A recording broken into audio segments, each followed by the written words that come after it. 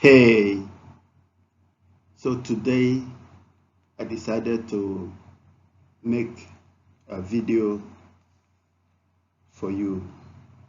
So I'm starting off from page 14, changing language. I found this very interesting. Here, what I'm going to do is to look at the grammar section, which has to do with our pronouns. Then we've got vocabulary, learning languages, we've got a pronunciation, sound spelling, relationships. There we've got an Americans who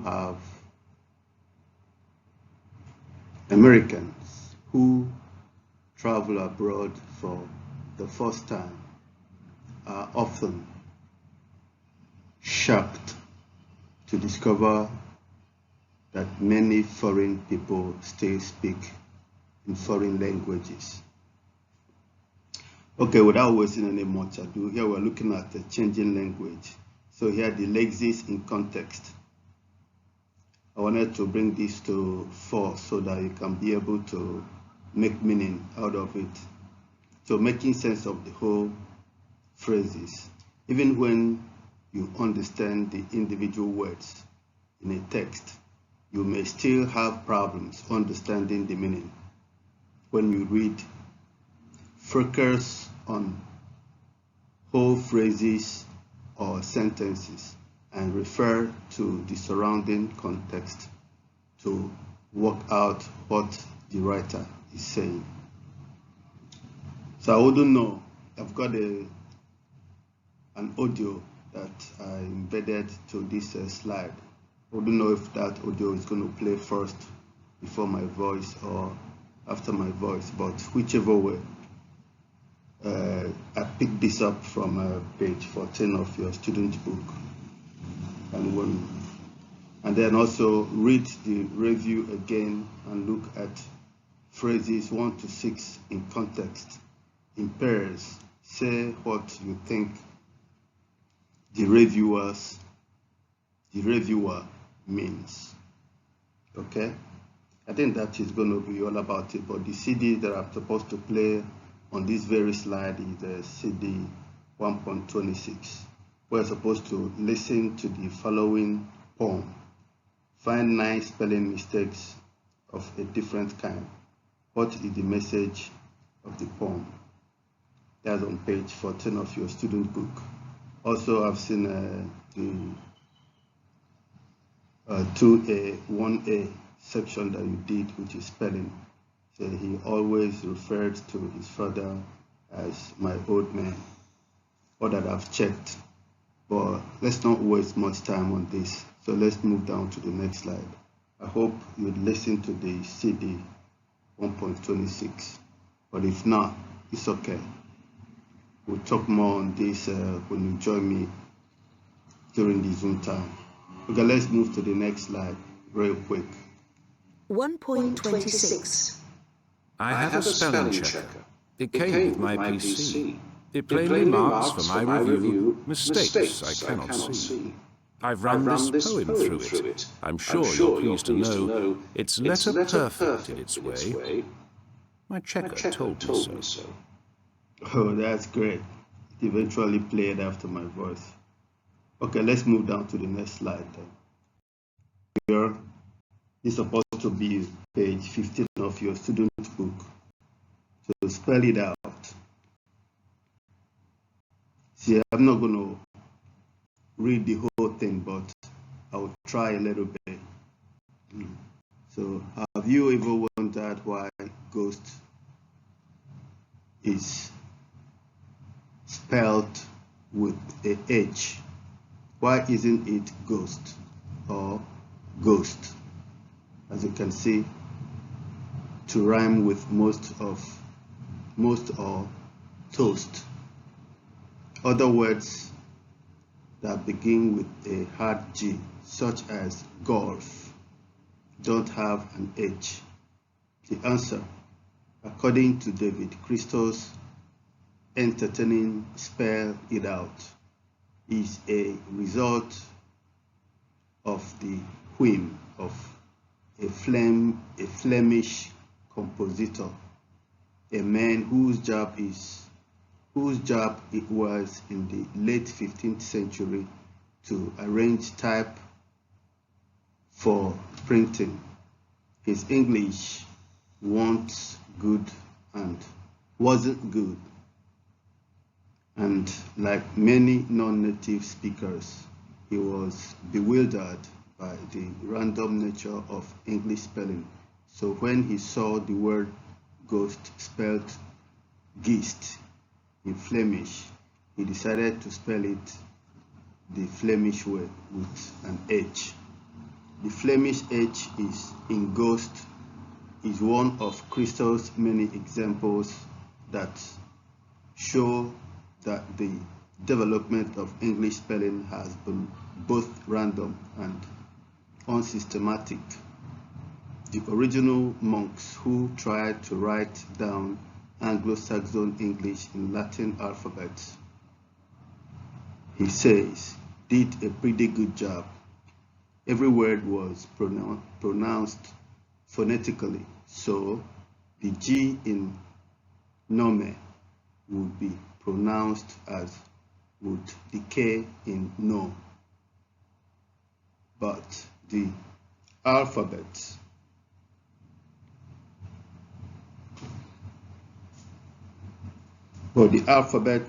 the devised didn't have enough letters to represent all the sounds in spoken English, and that was where the problems started. Scribes started to double vowels to represent different sounds, such as double, or for the long phonic U, which is sound in moon, fool, etc., etc. But then, in some words like blood and flood,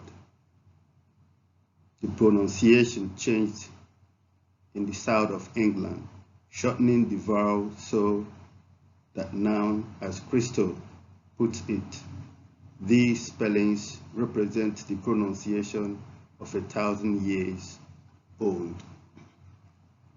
Okay, let's continue reading.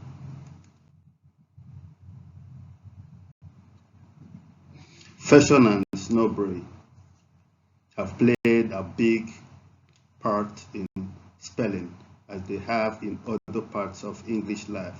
After the Norman invasion, Anglo-Saxon spelling were replaced by French ones. Service became service. Mice became mice. For instance, during the Renaissance, scribes looked to Latin for guidance. Take the word depth.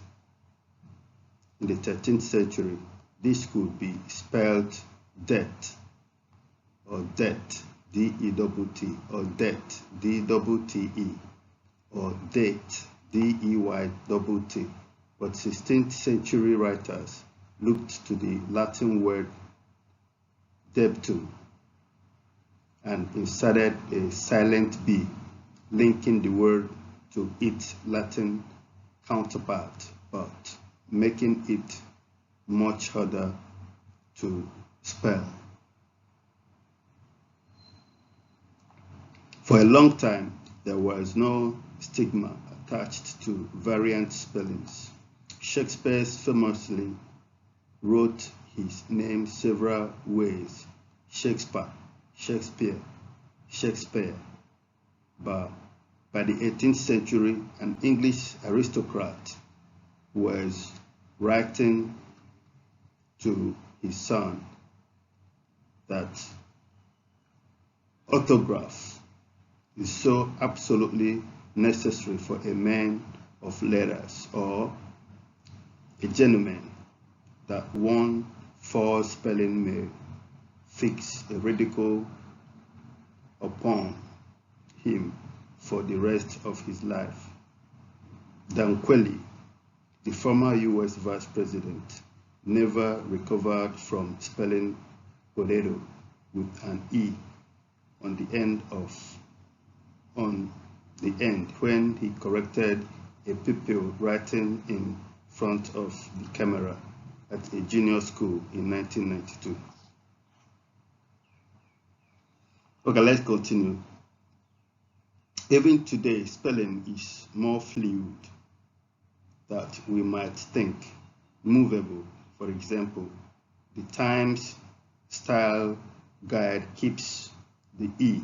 The Guardian prefers movable. And take rhubarb with its pesky silent H. In 2006, there were just a few hundred instances of rhubarb in the Google database. They have now passed the million mark. If it carries on like this, Crystal Notes rhubarb will overtake rhubarb as the commonest online spelling. And where the online orthographic world goes in 1 decade, I suspect the offline world will go in the next. Okay. But you see here, they are trying to tell us, like every word has what we call etymology. That means the origin of the word. So most of them are traced back to the 13th century, the 10th century. Some of them are Anglo-Saxons, as you can see. Some are Normans. They were borrowed words. Some are French, some are Latin words. And many of them have been changing forms. Even as of today, there are new words that are being added to the lexicon, to the dictionary, that we never had in the past. So, okay, with that said, let's quickly move to the next slide and see what we've got. More fluid. When we might think. More fluid than we might think. Movable. For example, the Times Style Guide keeps the blah blah blah. I think I've read this one. So the next one should be reading this book made me thankful that English is my native language. The spelling must make it so fiendishly hard to learn. Yeah, we've got our glossary. Flemish. Flemish, that was the word I was trying to remember.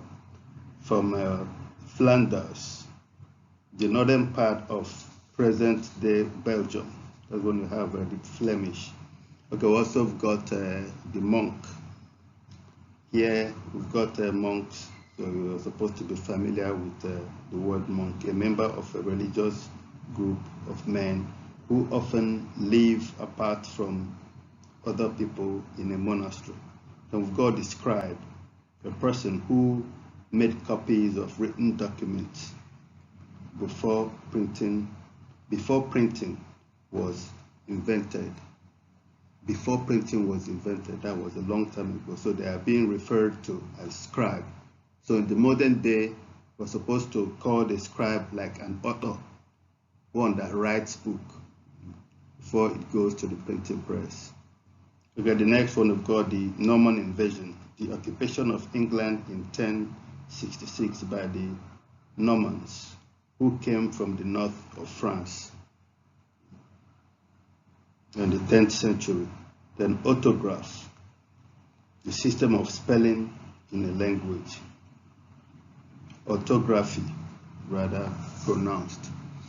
Okay, with that, let's go to the next one. I think that is pronunciation. Let's go take a listen. Here we've got pronunciation, sound, spelling, relationship.